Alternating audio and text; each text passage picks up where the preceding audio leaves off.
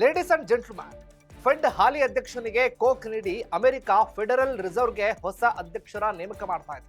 ಈ ಹಿನ್ನೆಲೆಯಲ್ಲಿ ಚಿನ್ನ ಬೆಳ್ಳಿ ಬೆಲೆಯಲ್ಲಿ ಗಣನೀಯ ಕುಸಿತ ಕಂಡಿದೆ. ಕಾರಣ ಏಕೆ, ಏನು? ಎಸ್ ವೀಕ್ಷಕರೇ, ನೆಲ ಜಲ ಭಾಷೆಗಾಗಿ ಪ್ರಾಮಾಣಿಕ ಪತ್ರಿಕೋದ್ಯಮ. ನೀವು ನೋಡ್ತಾ ಇದ್ದೀರಾ ಫೋಕಸ್ ಟಿವಿ. ನಾನು ಶಿವು ರಾನರಾಪುರ.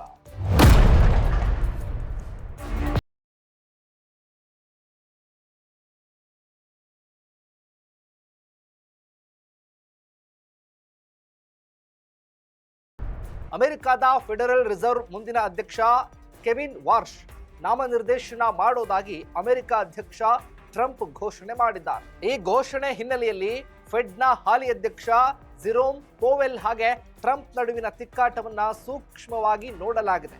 ಟ್ರಂಪ್ ಈ ಘೋಷಣೆ ಬೆನ್ನಲ್ಲೇ ಚಿನ್ನ ಮತ್ತು ಬೆಳ್ಳಿ ಮಾರುಕಟ್ಟೆಗಳಲ್ಲಿ ಗಮನಾರ್ಹ ಕುಸಿತ ಕಂಡಿದೆ.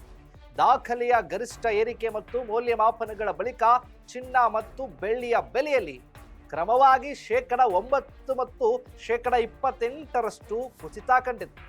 ಫೆಡ್ನಲ್ಲಿ ಟ್ರಂಪ್ ಹಸ್ತಕ್ಷೇಪದ ಬಗ್ಗೆ ಕಳವಳ ವ್ಯಕ್ತವಾಗಿದೆ. ಇದು ವಾರ್ಷ್ ಸ್ವಾತಂತ್ರ್ಯ ಮತ್ತು ಸುಸ್ಥಿರತೆ ಪಾತ್ರವಾಗಿ ನೋಡಲಾಗ್ತಾ ಇದೆ. ಟ್ರಂಪ್ ಮತ್ತು ಫೆಡರಲ್ ರಿಸರ್ವ್ ನಡುವಿನ ನಿರಂತರ ಸಂಘರ್ಷ ಹಾಗೂ ಪ್ರಸ್ತುತ ಜಾಗತಿಕ ಹಣಕಾಸು ವ್ಯವಸ್ಥೆಗೆ ಕೇಂದ್ರೀಯ ಬ್ಯಾಂಕ್ ಸ್ವಾತಂತ್ರ್ಯದ ಪ್ರಾಮುಖ್ಯತೆಯ ಅಗತ್ಯ ಕೂಡ ಇದೆ. 2017ರಲ್ಲಿ ಟ್ರಂಪ್ ಫೆಡ್ ಅಧ್ಯಕ್ಷರಾಗಿ ಜೆರೋಮ್ ಪೋವೆಲ್ ಅವರನ್ನ ನೇಮಕ ಮಾಡಿದ್ರು. ಆದರೆ ಟ್ರಂಪ್ ಬಯಸಿದಷ್ಟು ಬೇಗ ಪೋವೆಲ್ ಬಡ್ಡಿ ದರಗಳನ್ನ ಕಡಿತಗೊಳಿಸಿರಲಿಲ್ಲ. ಇದೇ ಕಾರಣದಿಂದಾಗಿ ಅವರ ಸಂಬಂಧ ಹದಗೆಟ್ಟಿತ್ತು. ಪೋವೆಲ್ ಅವರನ್ನ ವಿದೂಷಕ, ಕೆಲವು ನಿಜವಾದ ಮಾನಸಿಕ ಸಮಸ್ಯೆಗಳನ್ನ ಹೊಂದಿರುವಂತಹ ವ್ಯಕ್ತಿ ಅಂತ ಟ್ರಂಪ್ ಟೀಕೆ ಮಾಡಿದ್ರು. ಇದಕ್ಕೆ ಪ್ರತಿಯಾಗಿ ಟ್ರಂಪ್ ವಿರುದ್ಧ ಪೋವೆಲ್ ವಾಗ್ದಾಳಿ ಕೂಡ ನಡೆಸಿದ್ರು.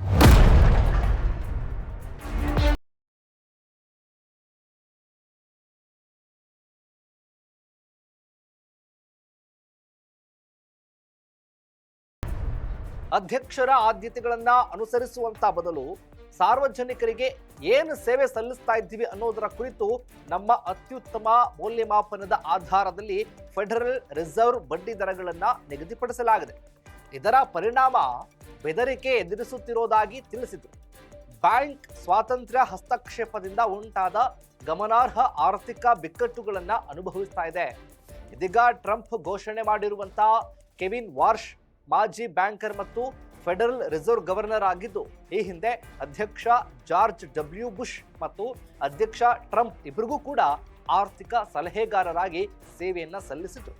ಚಿನ್ನ ಮತ್ತು ಬೆಳ್ಳಿಯ ಕುಸಿತದ ಜೊತೆ ಷೇರು ಮಾರುಕಟ್ಟೆಗಳಲ್ಲೂ ಕೂಡ ಕುಸಿತ ಕಂಡು ಬಂದಿದೆ.